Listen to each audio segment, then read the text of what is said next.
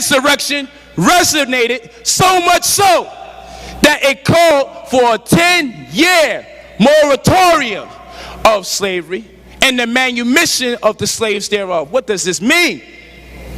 That these blacks in the Stono Rebellion, let's read it. The Stono Rebellion, sometimes called Cato's Conspiracy or Cato's Rebellion, was a slave rebellion that began on the 9th of September, 1739, September 9th. In the colony of South Carolina. What a coincidence. It was the largest slave uprising in the British mainland colonies, with 21 whites and 44 blacks killed. Now you may say 44 black people got killed, though only 21 whites got killed. So why are you bragging about them? They probably was no more successful than Harriet Tubman or Nat Turner. But when these guys killed, they killed in such impressive fashion that the slave masters called on the 10-year moratorium, which is a 10-year restriction on slavery in the South. We never learned about this. They killed them white folks so badly, hung them by their intestines, and their children came out. They would have killed the children, but they didn't want that. They kept the women alive, they kept the children alive, and when they woke up out of bed, the slave master was hanging from his intestines.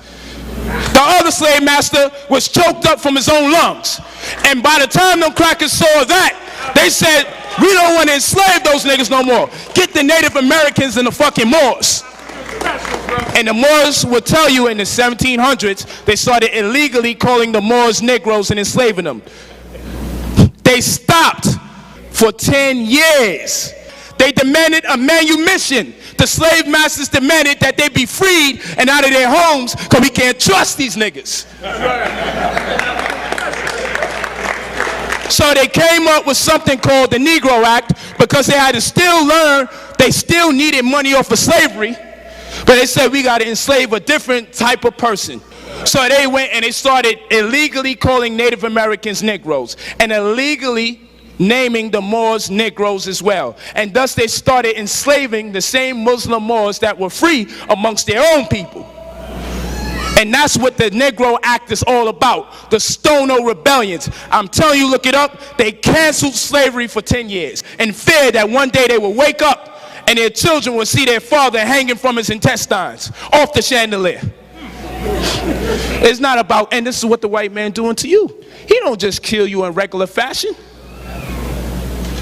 He'll shoot a young man in his head, and in his head again, and in his neck, and in his chest. And it's something about not just dying, but the way you die. That's how the human mind is when it's afraid of something it doesn't understand, like death. You would think death is just death, but can't front. There's just certain parts of certain shit that just creeps you out. You get into beef with a nigga from the hood, and tomorrow you see a bloody chicken bone in front of your door. Something about that is going to make you cancel the beef. You're going to call a nigga up and just say, I'm sorry, I'm falling back. But we are weird people like that. Human psychology is not really worried about dying. Human psychology is worried about the way we die. So they mastered the art of killing their enemy. Now we have that conversation, people start getting nervous. I remember one of the first lectures I ever heard of Dr. Khalid Muhammad, he said, I'm going to rip the nails off this white man. And I said, now he is fucking bugging. You know, meanwhile, I'm like, yo, I'll fight the white man, but I'm not going to rip his nails. I ain't got the stomach for that shit. I'll shoot him. I ain't going to sit there and listen to him get his nails ripped out, his fingers. I thought Khalid was crazy. But the more I did research, I see the psychology of the human mind. Don't nobody want to deal with anyone who has the stomach to peel one man's fingernails one finger at a time. Whoever would do that, you don't want no drama with them. Nobody wants to have a fight with someone that will bite you in the middle of the fight. You know, that's that shit where you in the hood and there's no rules until a nigga bites you, you be like, yo, you cheating, time out.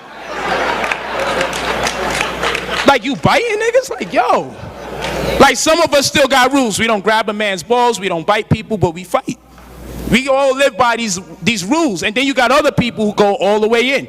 Like, I'm not going to lose. If I got to bite, then, nigga, it's fast food. Nigga, we going in. So what I'm telling you is, this is where we got to go again. And this is the scary part. We got to get pushed to the point that when we do rebel, we got to make a statement when we rebel. Because when they kill us, they make statements. And in fact, they don't talk about it unless it's a statement killing. If it's a regular old killing, they ain't doing it. They want the idea of you being choked to death, gasping for air, saying, I can't breathe, I can't breathe. They want that in your mind. They want the image of not one of you dying, but none of you dying in the middle of people praying to God. Because you got to say, that's evil. Because who would kill someone, like many homies in the hood? One of the things they really ain't about is driving up to funerals and shooting people at funerals. But the brothers that do it, those are the ones you fear the most. Because it's just something about people killing people in the middle of their spiritual high that just seems completely away from a lot of us. So it's the way you get killed. When we talking about the revolution, we got to get the members of the Black Power movement team to be willing to kill in sophisticated ways. That's right. That's right.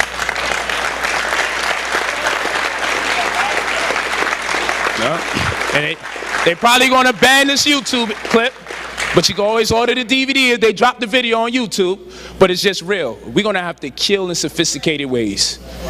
Now, I ain't never been one to say go out there and just murder. I'm saying when we do kill someone, we better not have him still breathing. He better not be on life support the next day. They need to find his body parts 3 miles away from each other on purpose. His fingernails need to be mailed to his family first so they get a hint. I'm serious. It sounds crazy until you find out the white man is eating your balls with eggs for breakfast. And this is why we scared of them. Because they're killing us in sophisticatedly deceptive and evil ways. And just the thought of fighting somebody that evil just makes us say we tap out. So now I really have a certain level of respect for Dr. Khalid in a way y'all would never understand. Because he was getting us to conceive what we might have to actually do if we're pushed to a certain level. He was not a stupid black man. Let's go to the next slide.